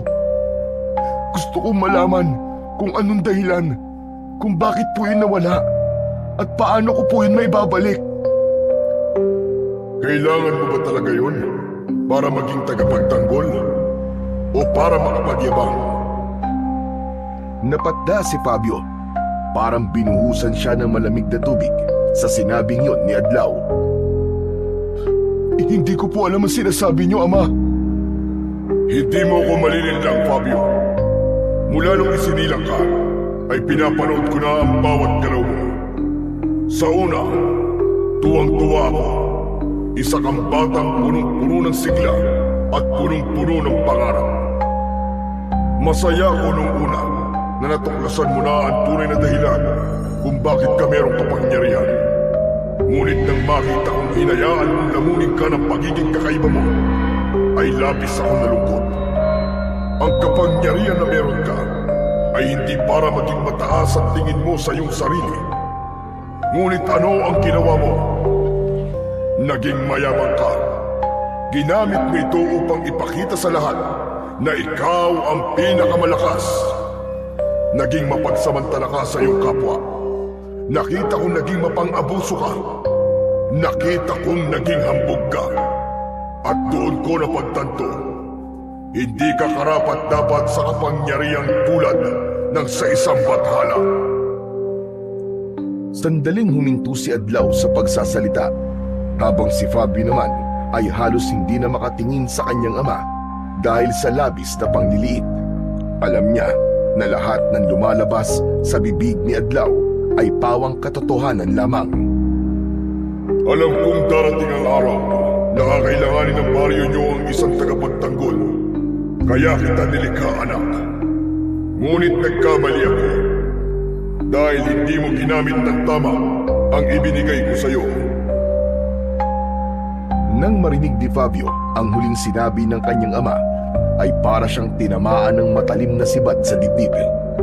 Hindi niya kayang salungatin ang mga sinabi nito, sapagkat lahat yun ay totoo. Marahan siyang napayuko at pakiramdam niya ay napakasama niya ng sandaling yun. Kasabay ng panginginig ng kanyang katawan ay ang pagpatak ng kanyang mga luha. Ama, patawarin niyo ako. Nakikiusap po ako sa inyo na ibalik niyo ang kapangyarihan ko. Kahit sandali lang. Kapag napatay ko na ang tupong-tupong, kunin niyo na ulit ang kapangyarihan ko. Hayaan niyo pong itama ako ang aking pagkakamali. Gusto ko pong bumawi sa aking kababaryo. Nakikiusap po ako sa inyo, Ama. Huli na ang lahat, Fabio.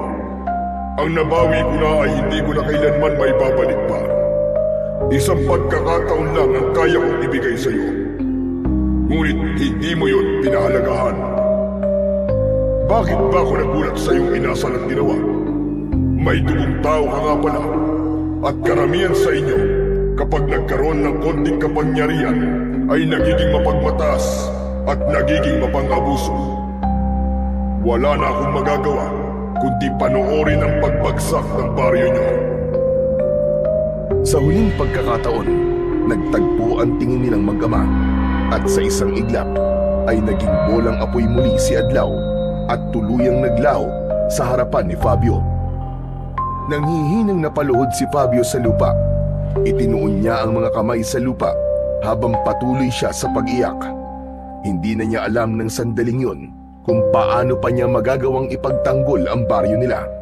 Ngunit alam niya na ang lahat ng nangyayari ay kagagawan niya. Kung ginamit lang sana niya ng tama ang kanyang kapangyarihan, ay hindi yun babawiin ng kanyang ama na isang batahala. Makalipas ang ilang sandali, ay tumayo na si Fabio mula sa pagkakaluhod. Ramdam niya ang bigat sa kanyang dibdib, pero pinilit niyang pakalmahin ang kanyang sarili. Pinunasan niya ang kanyang mga luha at huminga siya ng malalim. Kung hindi lang ako naging mayabang, kung hindi ko lang inabuso ang kapangyarihan ko, sana'y malakas pa rin ako hanggang ngayon. At kaya ko pa rin labanan ng tupong-tupong. Mabagal siyang naglakad pabalik sa kuweba na pinagtataguan ng mga tao. Ngunit nang malapit na siya sa kuweba, ay kinabahan siya nang marinig niya ang sigawan ng mga tao roon. Bumilis ang tibok ng puso niya, at ang unang pumasok sa isipan niya ay nalaman na o natagpuan na ng tupong-tupong kung saan sila nagtatago. Mabilis na tumakbo si Fabio patungo sa kuweba. Habang papalapit siya roon, ay mas lumalakas ang mga sigawan na kanyang naririnig. At sa kanyang pagdating sa harap ng kuweba, ay tumambad na nga sa kanya ang isang nakakakilabot na tagpo. Maraming katawan ang nakahandusay sa lupa. Mga walang buhay, tuyot at waring sinipsip ang lakas at kaluluwa ng mga yon. Ang ilang bangkay ay nakangangapanga na parang sumisigaw ang mga yon hanggang sa kanilang huling hininga.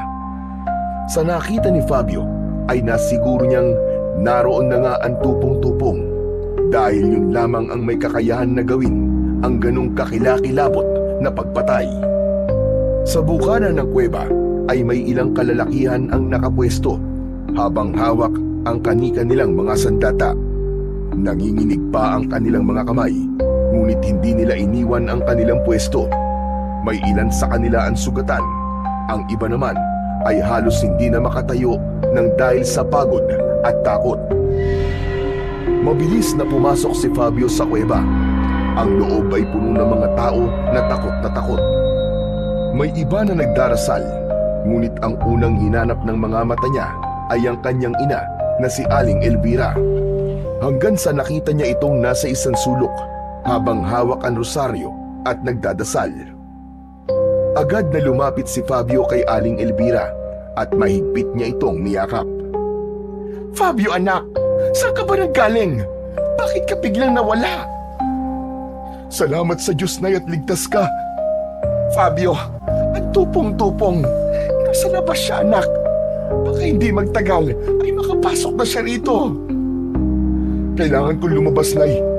Kailangan ko pong labanan ng tupong-tupong. Agad siyang hinawakan ni Aling Elvira sa kamay ng mahigpit at tila ayaw siya nitong pakawalan. Hindi ako papayag anak. Hindi maaari. Wala ka ng kapangyarihan. Paano ka pa makikipaglaban sa tupong-tupong? Baka kumapano ka anak. Nay, wala na po akong pakialam. Kung hindi po ako lalaban, mamamatay pa rin tayo dito. Ano gusto mong gawin ko, Nay? Magtago na lang ako dito habang pinapatay niya ang mga tao sa labas. Mas mabuti pang mamatay akong lumalaban kaysa nagtatago. Lumakas palalo ang sigawan mula sa labas. Napalingon si Fabio sa bungad ng kuweba. Nay, kailangan ko na lumabas. Hindi Fabio, dito ka lang. Makinig ka sa akin anak. Mabilis na kinuha ni Fabio ang itak na palagi nilang dala sa kuweba. Tumayo na siya at tumakbo palabas ng kuweba. Narinig pa niya ang pagsigaw ni Aling Elvira para pigilan siya, pero hindi niya na yun pinakinggan. Ang tanging nasa isip niya lang ng mga sandaling yun ay patunayan na kahit wala siyang kapangyarihan, ay kayang-kaya niya pa rin lumaban. Sa paglabas ni Fabio sa kuweba, ay nakita niya kagad ang tupong-tupong na hawak sa muka ang isang babae. Nanginginig ang katawan ng babae habang hinihigop ng halimaw ang lakas nito. Hindi na nagdalawang isip pa si Fabio at mabilis siyang tumakbo patungo sa tupong-tupong. Pero bago pa siya makalapit dito, ay bigla itong lumingon sa kanya. Itinapon ng tupong-tupong ang babae na parang basurang wala ng silbi. Matapos yun, ay mabilis na sumugod ang tupong-tupong papunta kay Fabio. Napaatras si Fabio nang makita niyang humaba ang braso nito. Mabilis siyang pumulupot sa kanyang katawan na parang isang dambuhalang ahas. Napasinghap si Fabio nang unti-unting humigpit ang pagkakasakal ng braso ng tupong-tupong sa kanyang katawan. Halos hindi na siya makahinga ng sandaling yon. Nang makalapit ng tuluyan ang tupong-tupong, ay lumaki ang bibig nito. Nakita ni Fabio ang matutulis ng mga ngipin na handa na siyang lamunin. Ang baho ng hininga mo! At bago pa siya tuluyang malamon ng tupong-tupong, ay buong lakas niyang itinarak ang itak sa loob ng bibig nito. Isang nakabibing sigaw mula sa halimaw ang pumuno sa paligid. Pinakawalan siya nito at bigla itong lumayo sa kanya. Natumba si Fabio sa lupa at agad niyang hinanap ang kanyang kalaban, pero hindi niya yon nakita. Tumayo si Fabio upang lumingalinga sa paligid. Ramdam niya na naroon pa rin ang tupong-tupong. Hayop ka! Magpakita ka sa akin! At huwag kang parang duwag na nagtatago! Lumabas ka! Harapin mo ako! Laking gulat ni Fabio nang biglang lumitaw sa likod niya ang tupong-tupong. Mabilis siya nitong kinagat sa kanyang balikat gamit ang matutulis nitong mga pangil. Pakiramdam niya ay biniyak ang kanyang buto sa tindi ng sakit na lumukob sa kanya. Ngunit hindi siya nagpatalo sa sakit at buong lakas niyang inundayan ng saksak ang tagiliran ng halimaw. Pinakawalan si Fabio ng tupong-tupong at napaatras ito. Muling humaba ang mga braso nito at pumulupot yun sa kanyang katawan.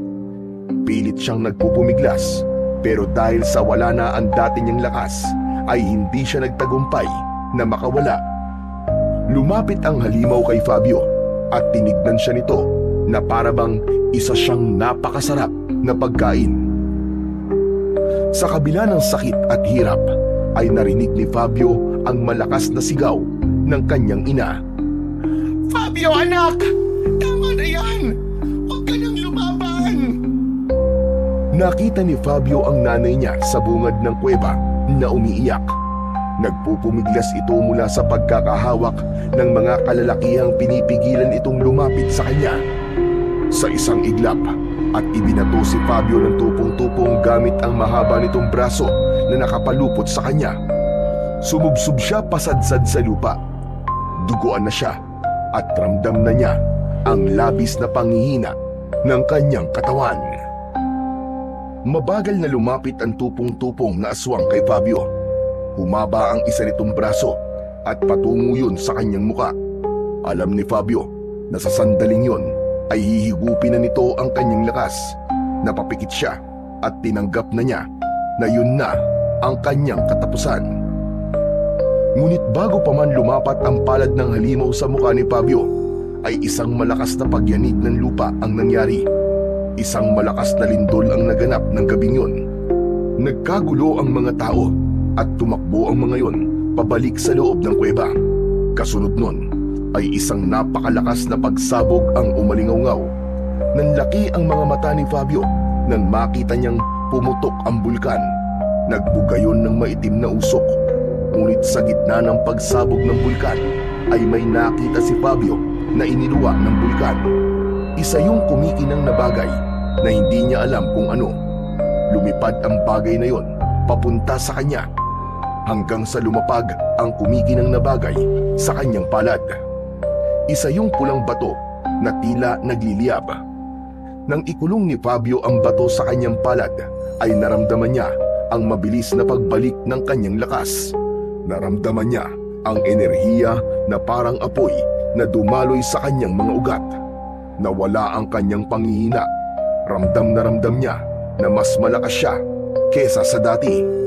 Nagtataka man ay hindi muna inisip ni Fabio kung ano ang batong hawak niya. Tumayo siya at isinilid ang bato sa bulsa ng kanyang pantalon. Tumakbo siya sa isang puno upang subukan kung totoong ang bumalik na ang kanyang lakas. Niyakap niya ang katawan ng puno at buong puwersang binunot yun. Gamit ang puno ay hinataw niya ang tupong-tupong at tumilapon yun sa malayo. Malakas na tumama ang likod ng halimaw sa isang malaking bato. Hindi pa siya tapos. Mabilis na sumugod si Fabio sa tupong-tupong at buong lakas niya tong pinagsususuntok ng paulit-ulit. Wala na siyang pakialam kung saan tumatama ang suntok niya dahil ang tanging nasa isip niya lang na mga sandaling yon ay ang mapatay na ang kanyang kalaban. Ngunit muling humaba ang braso ng tupong-tupong at pumulupot yun sa katawan ni Fabio. Mabilis na bumangon ang halimaw at sa bilis ng pangyayari ay hindi na naiwasan ni Fabio ang paglapat ng palad ng tupong-tupong sa kanyang muka. Agad niyang naramdaman ang matinding puwersa na hinihigop ang kanyang lakas. Pero sa halip na matakot ay isang nakakalokong ngisi pa ang sumilay sa kanyang labi. Anak ka ng teteng! Sige, magpakasawa ka sa lakas ko, hayop ka! Malakas na sumigaw si Fabio upang mas marami pang mahigop na lakas ang tupong-tupong mula sa kanya. Hinigop ng tupong-tupong ang enerhiyang bumabalot kay Fabio. Ngunit dahil sa tindi ng lakas ni Fabio ay hindi yun kinaya ng tupong-tupong. Para itong isang lobo na napuno ng tubig na sumabog ang katawan nito. Nagkalasog-lasog ang katawan ng aswang at kumalat pa yun kung saan-saan. Nakangiting tumayo si Fabio at tinignan niya ang nagkalat na mga piraso ng katawan ng tupong-tupong. Nakalimutan mo yata na lahat ng sobra ay nakakasama. Ngunit nagulat si Fabio nang muling yumanig ang lupa. Narinig niya ang malalakas na sigaw mula sa loob ng kuweba. Hindi nagtagal ay nagsimulang magtakbuhan ng mga tao palabas ng kuweba. Si nanay! Nasa loob pa siya ng kuweba! Mabilis na sumugod si Fabio papasok sa kuweba. Sa bawat takbang niya ay ramdam niya ang paggalaw ng lupa. Nagbabagsakan na ang mga bato mula sa itaas ng kuweba. Lumabas na kayo! Gumuguho ang kuweba! Bilisan nyo! Labas! Luminga-linga si Fabio hanggang sa nakita niya si Aling Elvira na nakaupo sa isang sulok. Lumapit siya rito at hinawakan niya ito sa magkabilaang balikat. Nay! Kailangan na nating lumabas! Fabio, anak! Hinila ni Fabio ang nanay niya patayo at agad silang tumakbo para makalabas ng kuweba. Pero bago pa sila makalabas ay nagkaroon ng mas malakas na pagyanig ng lupa. Napatingin siya sa itaas at napansin niya ang isang napakalaking bahagi ng kuweba ang malapit ng malaglag. Alam ni Fabio na kapag bumagsak yun ay hindi lang sila ng ina niya ang madadaganan, kundi pati na rin ang ibang tao na nasa loob pa rin ng kuweba. Inabot ni Fabio ang kamay ng nanay niya sa ilang kalalakihan na naroroon at sinabi niya sa mga ito na ilabas ng mga ito ang kanyang ina. Mabilis na tumapat si Fabio sa malaking tipak ng kisame ng kuweba na babagsak na at nangyari na nga ang kanyang inaasahan. Bumagsak na ang malaking tipak na bahagi ng kuweba pero sa huling segundo ay itinaas niya ang kanyang mga kamay at sinalo niya yon. Muli niyang naramdaman ang matinding puwersang dumaloy sa kanyang katawan mula sa pulang bato na nasa kanyang bulsa. Pero sa kabila ng lakas niya ay ramdam na ramdam pa rin niya ang bigat ng bato na kanyang pasan. Lumabas na kayo! Bilisan niyo na! Agad na tumakbo palabas ng kuweba ang mga taong nasa likuran ni Fabio. Nakita niya si Aling Elvira na hinihila ng mga lalaki palabas. Umiiyak yung nakatingin sa kanya. Fabio, anak! Bitiwan niyo ako! Kailangan kong balikan ang anak ko! Isang ngiti na puno ng pagmamahal ang isinagot ni Fabio sa kanyang ina habang nanginginig ang mga braso niya sa bigat ng batong pasan niya. Hindi nagtagal ay tuluyan ng nakalabas ang kanyang ina kasama ang iba pang mga tao at tanging si Fabio na lang ang naiwang mag-isa sa loob ng kuweba. Isa pang malakas na pagyanig ng lupa ang nangyari at tuluyan na ngang bumagsak ang malalaking bato kay Fabio. Sa isang kisap mata ay tuluyang bumuho ang kuweba at natabunan ng malalaking bato si Fabio. 2 araw na ang lumipas mula nang gumuho ang kuweba at matabunan si Fabio. Sa laki ng mga batong tumabon kay Fabio ay wala nang nangahas na hanapin pa ang katawan niya. Sa halip ay nagtayo na lang ang mga tao ng isang munting altar sa gumuhong kuweba kung saan sila nag-aalay ng dasal, kandila at bulaklak bilang paggunita sa kabayanihan na ginawa ni Fabio. Ngunit sa lahat ay si Aling Elvira ang pinakanawasak ang puso. Halos hindi ito umalis sa harap ng altar. Ang mga mata nito ay namamagana sa walang tigil na pag-iyak. Paulit-ulit itong tinatawag ang pangalan ni Fabio at patuloy itong umaasa na sa kabila ng nangyari ay buhay pa rin ang kanyang pinakamamahal na anak.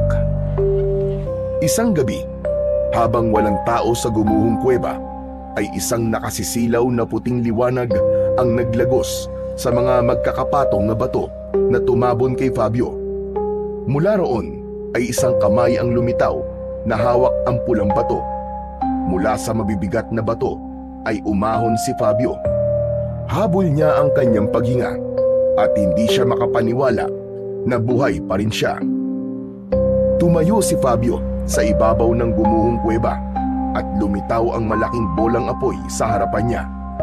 Mula roon ay lumitaw si Adlaw na may ngiti sa labi.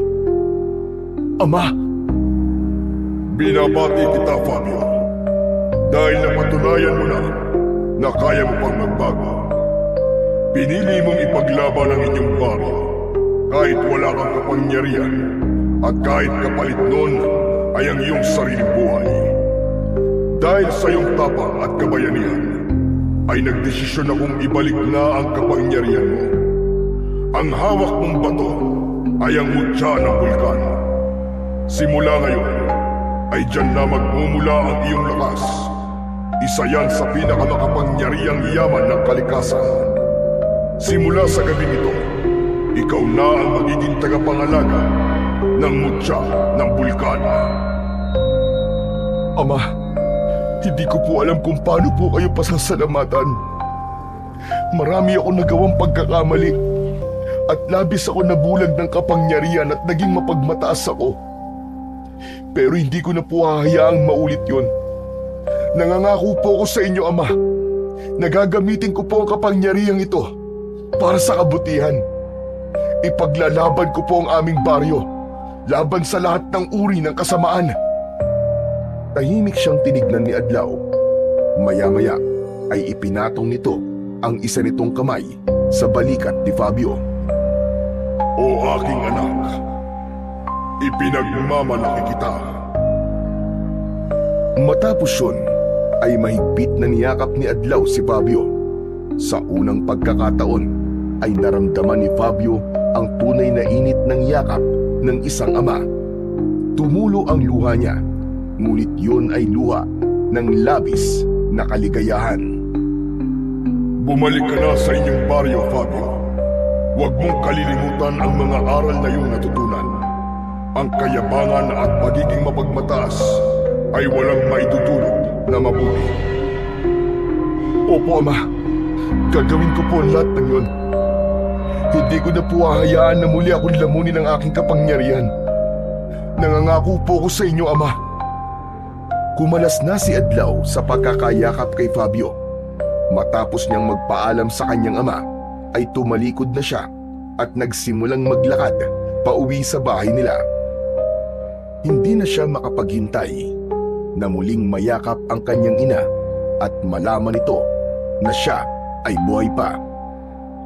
Sa puso ni Fabio ay bumuo siya ng isang pangako na mula sa gabing yon ay gagamitin niya sa tama ang kanyang kapangyarihan na ibinigay sa kanya ng kanyang ama na isang batala. Sa pagbabalik ni Fabio, nagulat lahat sa kanya dahil hindi inaasahan ng mga ito na siya ay buhay pa matapos matabunan ng gumuhong naglalaki ang mga bato. Sa di kalayuan naman ay nakita siya na kanyang ina na si Aling Elvira at walang pagdadalawang isip na tumakbo ito pasalubong sa kanya.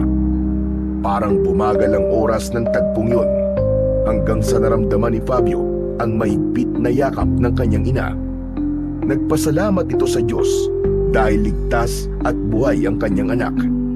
Sa isip din ito ay lihim itong nagpasalamat sa ama ni Fabio na isang bathala dahil alam nito na hindi pinabayaan ni Adlaw ang kanyang anak na mapahamak.